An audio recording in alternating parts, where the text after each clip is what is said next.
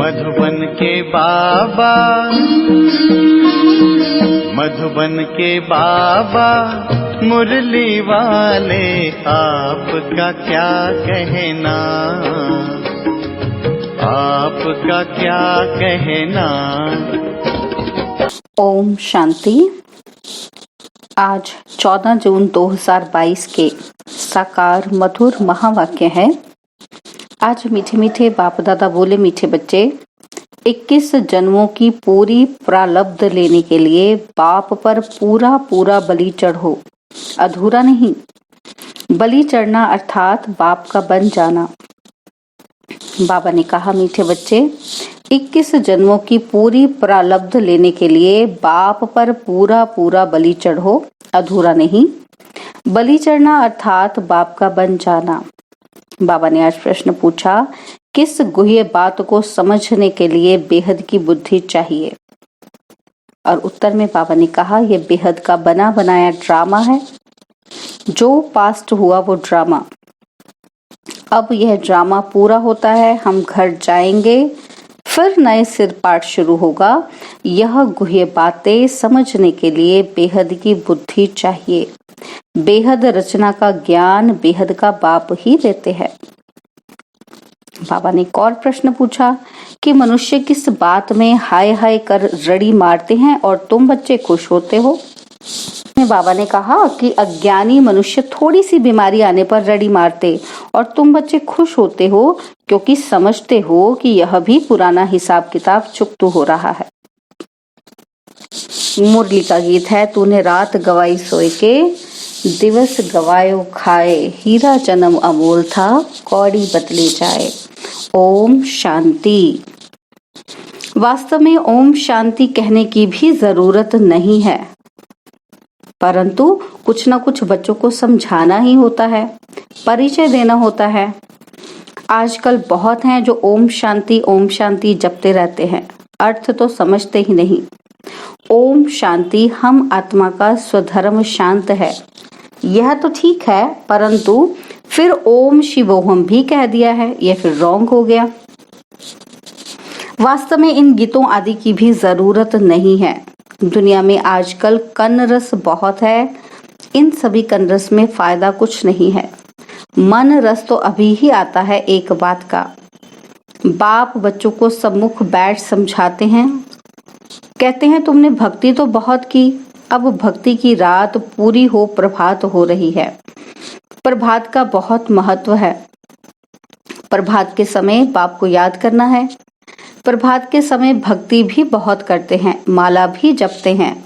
यह भक्ति मार्ग की रस्म चली आती है। बाप कहते हैं, बच्चे, यह नाटक पूरा होता है, फिर चक्र रिपीट होता है। वहां तो भक्ति की दरकार नहीं। खुद ही कहते हैं कि भक्ति के बाद भगवान मिलता है। भगवान को याद करते हैं क्योंकि दुखी हैं। जब कोई आफत आती है, वह बीमार पड़ते हैं तो भगवान को याद करते हैं। भक्त ही भगवान को याद करते हैं। सत्युग त्रेता में भक्ति होती नहीं, नहीं तो सारा भक्ति कल्ट हो जाए। भक्ति ज्ञान और बाद में है वैराग्य। भक्ति के बाद है दिन। दिन कहा जाता है नई दुनिया को। भक्ति ज्ञान वैराग्य अक्षर ठीक है। वैराग्य किसका? पुरानी दुनिया, पुराने संबंध आदि से वैराग्य। चाहते हैं हम कि मुक्तिधाम में बाबा के पास जावें। भक्ति के बाद हमको भगवान जरूर मिलना है। भक्तों को ही भगवान बाप मिलता है। भक्तों को सद्गति देना भगवान का ही काम है, और कुछ करना नहीं है, सिर्फ बाप को पहचानना है। बाप है इस मनुष्य सृष्टि झाड़ का बीज, इसको उल्टा झाड़ कहते हैं। बीज से झाड़ कैसे निकलता है, यह तो बड़ा सहज है। अभी तुम जानते हो, यह बेहद शास्त्र ग्रंथ आदि पढ़ना, जप तप करना, ये सब भक्ति मार्ग है। ये कोई भगवान को पाने का सच्चा मार्ग नहीं है। सच्चा मार्ग तो भगवान ही दिखलाते हैं, मुक्ति जीवन मुक्ति का। तुम जानते हो, अब ड्रामा पूरा होता है। जो पास्ट हुआ सो ड्रामा। इस समझने में बड़ी बेहद की बुद्धि चाहिए। बेहद का मालिक ही सारे सृष्टि के आदि मध्य अंत का बेहद का ज्ञान देते हैं। उसको कहा जाता है ज्ञानेश्वर रचयिता। ज्ञानेश्वर अर्थात ईश्वर में ज्ञान है, इसको कहते हैं रूहानी spiritual knowledge, God fatherly knowledge. तुम भी गॉड फादरली स्टूडेंट बने हो। बरोबर भगवानुवाच, तुमको राजयोग सिखलाता हूँ तो भगवान टीचर भी ठहरा।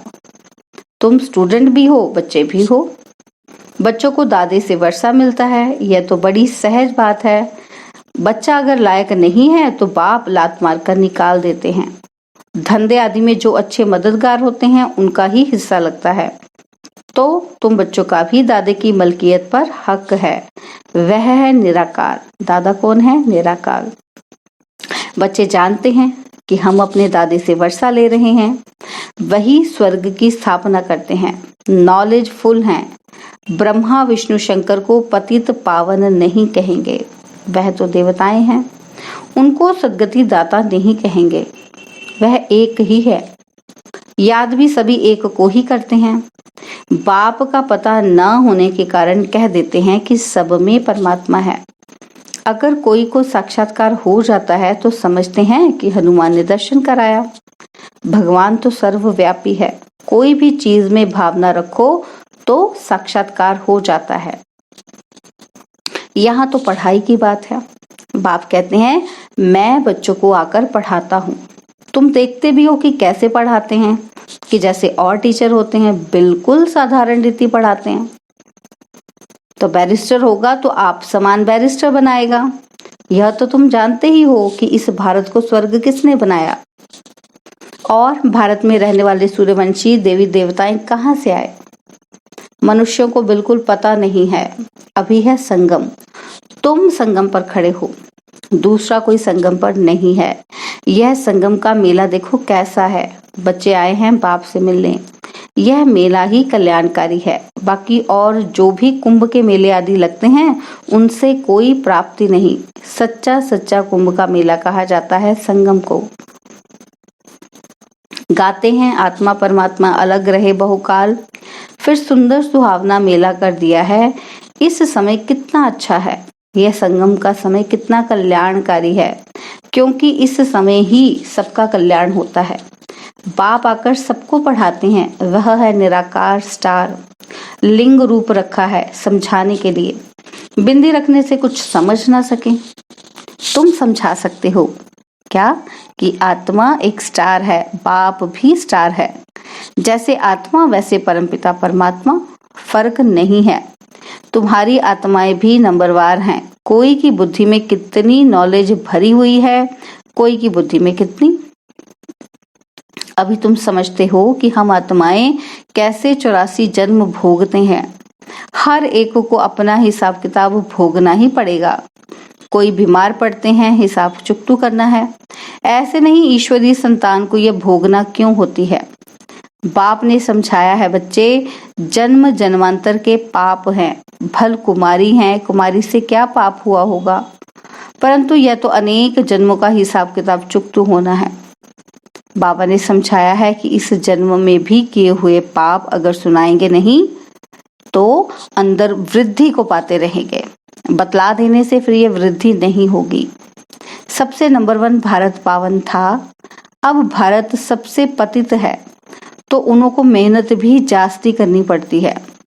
जो सर्विस बहुत करते हैं समझ सकते हैं हम ऊंच नंबर में आऊंगा, कुछ हिसाब किताब रहा हुआ होगा तो भोगना पड़ेगा। वह भोगना भी खुशी से भोगी जाती है। अज्ञानी मनुष्यों को तो कुछ होता है तो एकदम हाय हाय कर रड़ी मारने लग पड़ते हैं। यहाँ तो खुशी से भोगना है। हम ही पावन थे, फिर हम ही सबसे पतित बनते हैं। यह चोला पाठ बजाने के लिए हमको ऐसा मिला है। अभी बुद्धि में आया है कि हम सबसे जास्ती पावन पतित बने हैं और बड़ी मेहनत करनी पड़ती है। आश्चर्य नहीं खाना चाहिए कि फलाने को ये बीमारी क्यों। अरे देखो, कृष्ण का भी नाम गाया हुआ है सांवरा, गोरा। चित्र बनाने वाले तो समझते नहीं, वह तो राधे को गोरा, कृष्ण को सांवरा दिखाते हैं। समझते हैं राधे कुमारी है तो उसका मान रखते हैं। समझते हैं वे कैसे काली होगी। इन बातों को तुम समझते हो। जो देवता कुल के थे वह अब अपने को हिंदू धर्म के समझ रहे हैं। तुम श्रीमत पर अपने कुल का उद्धार करते हो। सारे कुल को पावन बनाना है, सैल्वेज कर ऊपर ले जाना है। तुम सैल्वेशन आर्मी हो ना। बाप ही दुर्गति से निकाल सदगति करते हैं।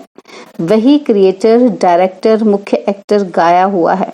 एक्टर कैसे हैं? पतित पावन बाप आकर पतित दुनिया में सभी को पावन बनाते हैं।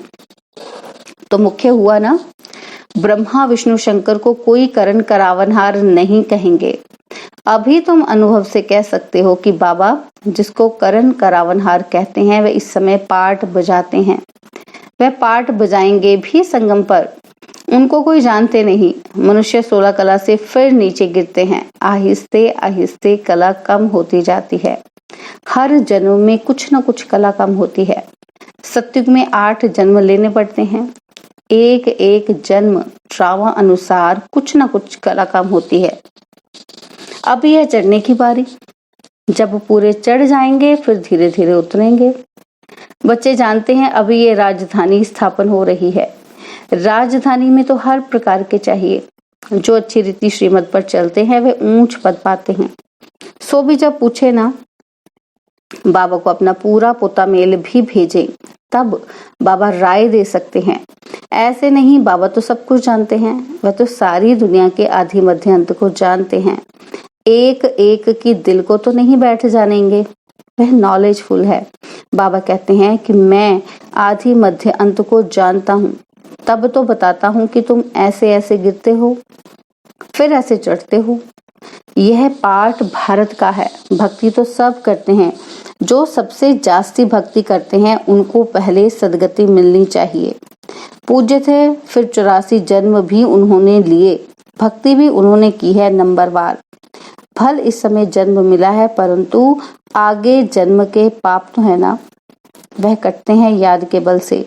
याद ही डिफिकल्ट है तुम्हारे लिए। बाबा कहते हैं कि तुम याद में बैठो तो निरोगी बनेंगे। बाबा से वर्षा मिलता है सुख, शांति, पवित्रता का। निरोगी काया या बड़ी आयु भी मिलती है सिर्फ याद से। नॉलेज से तुम त्रिकालदर्शी बनते हो। त्रिकालदर्शी का अर्थ भी कोई नहीं जानते। रिद्धि सिद्धि वाले भी बहुत होते हैं। यहाँ बैठे भी लंदन की पार्लियामेंट आदि देखते रहेंगे, परंतु इस रिद्धि सिद्धि से फायदा कुछ भी नहीं। दीदार भी होते हैं दिव्य दृष्टि से, इन नयनों से नहीं। इस समय सब सांवरे हैं। तुम बलि चढ़ते हो अर्थात बाप का बनते हो। बाबा भी बलि चढ़ा पूरा। जो अधूरे बलि चढ़ते हैं तो मिलता भी अधूरा है। बाबा भी बलि चढ़ा ना, जो कुछ था बलि चढ़ा दिया। जो इतने सब बलि चढ़ते हैं उनको 21 जन्मों के लिए प्राप्ति होती है। इसमें जीव घात की बात नहीं।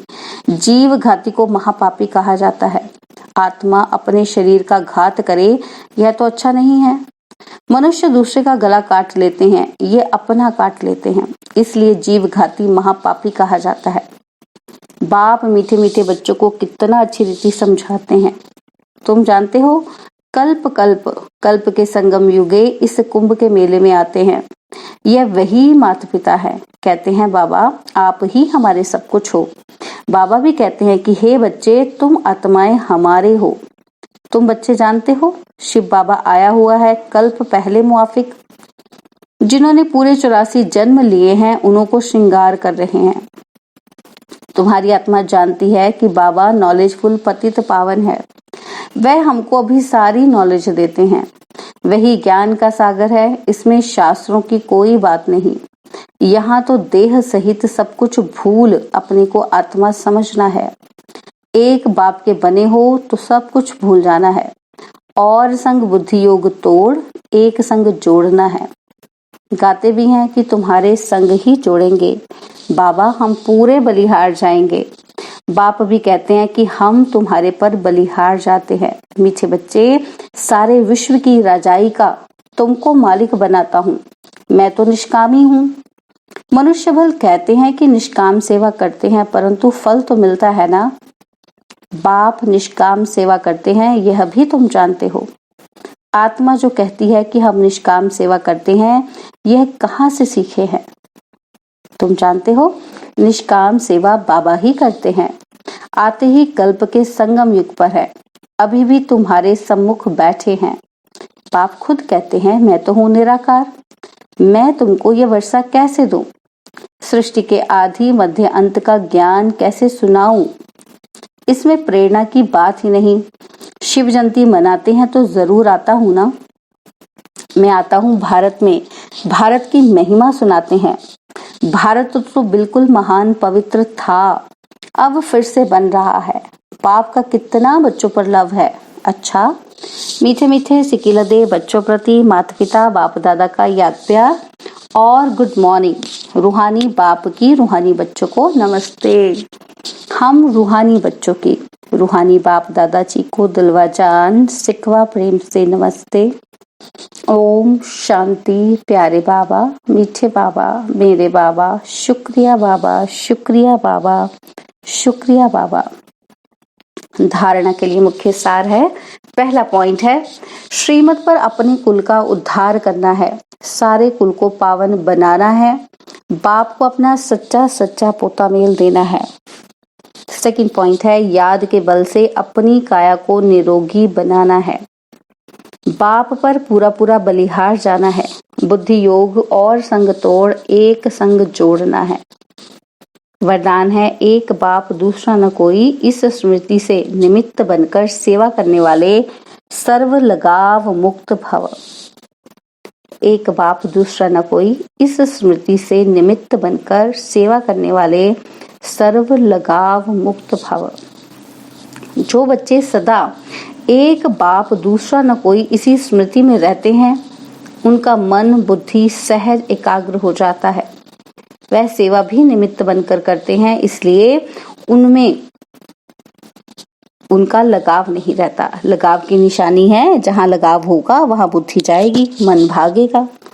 इसलिए सब जिम्मेवारियां बाप को अर्पण कर ट्रस्टी व निमित्त बनकर संभालो तो लगाव मुक्त बन जाएंगे। स्लोगन है, विघ्न ही आत्मा को बलवान बनाते हैं, इसलिए विघ्नों से डरो मत।